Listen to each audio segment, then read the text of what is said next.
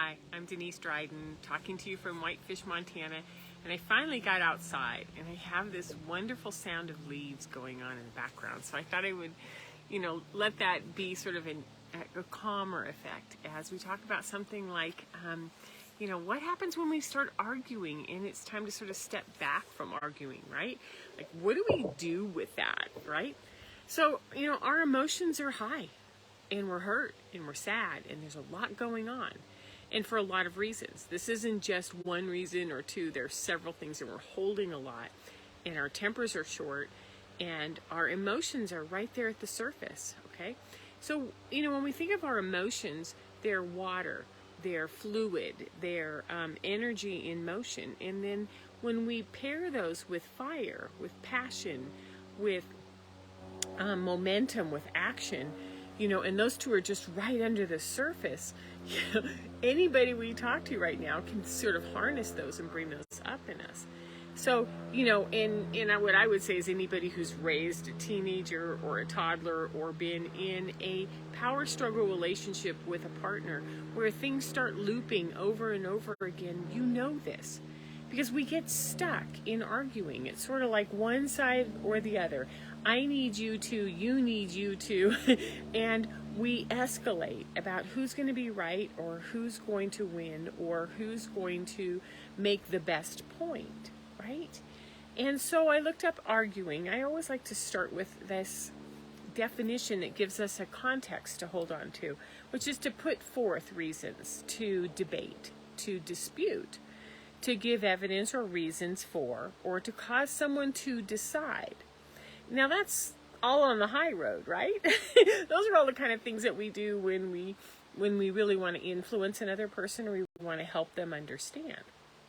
That isn't always exactly how it happens. And I'm going to go to the experience that I have with adolescents, which is that, as they need to individuate and they need to find their own direction, they're going to test us. And there's nothing more frustrating than when you get into a debate over whether or not they can use the car, whether they could stay out, whether they could do something that you have decided is not safe, timing-wise, money-wise, anything, right?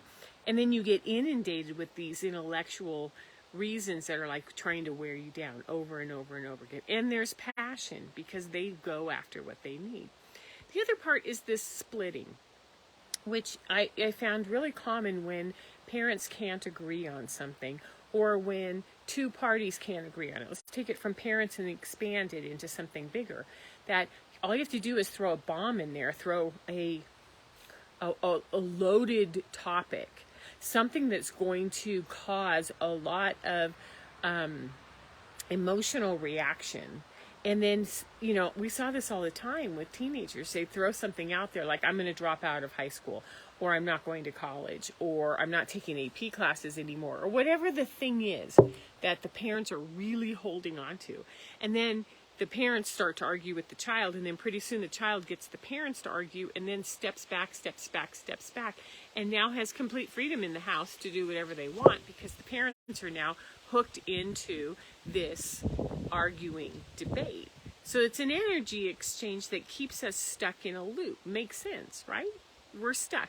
We start and we can't stop, and it's sort of like a sword fight of points. It's reasons, and it starts nice, and then it escalates, and we get going, and it's just hard. And arguing brings out our worst behavior. We know this. It brings out the absolute worst in us because sometimes when we don't feel heard, we talk over. Sometimes when we aren't respected or we don't feel like that a person is even trying to do anything other than win, we shut down. When we're disgusted with their behavior or we want to mock them, we roll our eyes. We see bullying come out. We get aggressive. We posture. We move in. We get louder. We make points with our hands and our fists. My dad used to slam his hand down on the table when he needed us to listen to him. We get angry. We name call. We go for low blows. Now, some of us have grown, are growing, not grown out of it at all, but growing through this and realizing, man, when I get triggered, when I get hooked into this stuff, it gets ugly really fast. And some of us are going like, I'm good, until something really big happens, where there's a national decision, or there's an argument over health and safety, or there's party alignments that are divisive, right? So here's the thing. When we pit our will against another person or an event, we put ourselves in a track or a loop that is in reality just competing. And so, I do the moon phases every month, 28-day moon phase with tarot cards. And for this balsamic moon, it's so timely that my card is interference. It's the Eight of Swords. And so the Eight of Swords is, all of these 6 different individualized swords with different skill sets and whatnot. And it has all these shards of frustration and anger coming out of it because there's something pressing over on it, right? So when we have this kind of interference, eights are how we manifest.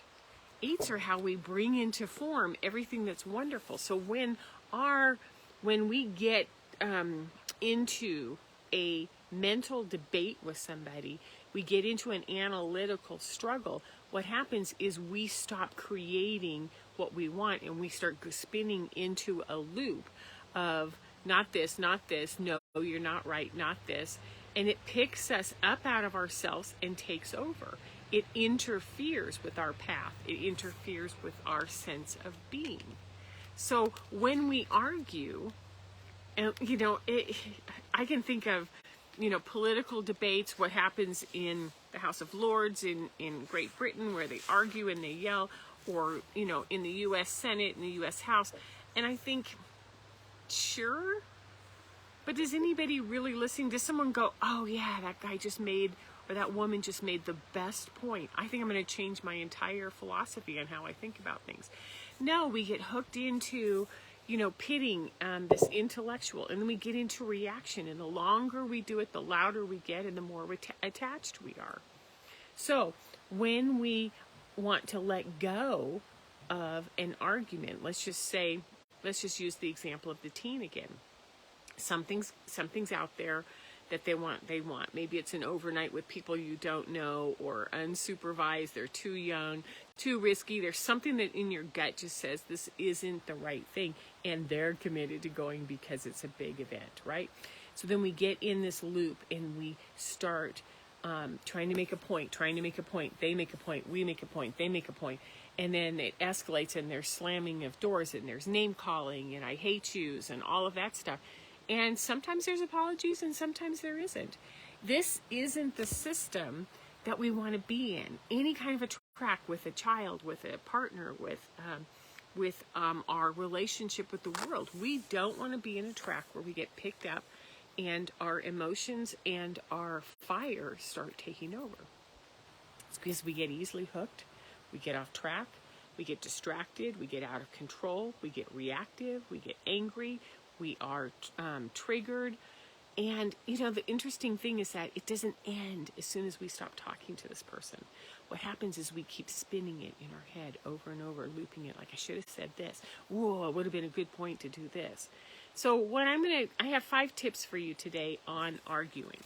Knowing that it interferes with us, knowing that it takes us off track of who we are and what we want to be and do in this world, right? I think the first one is to catch yourself early.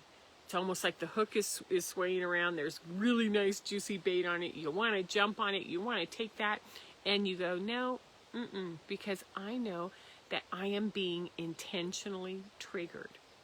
That's the biggest thing. Catch yourself early because you're being intentionally triggered. How do I disengage when I feel all of these emotions, all this fire and water coming forth, all of this anger, all of this, shock that someone said something's happening that requires me to go into reaction, right? So catch yourself early. The earlier the better, because early is wisdom. Total wisdom. Like, oh wow, I just saw that, I was going for it, I'm pulling back. Number 2, find your balance, your inner calm from this space, and expand your awareness, which is beyond the immediate conversation, beyond the immediate effect, beyond the immediate event.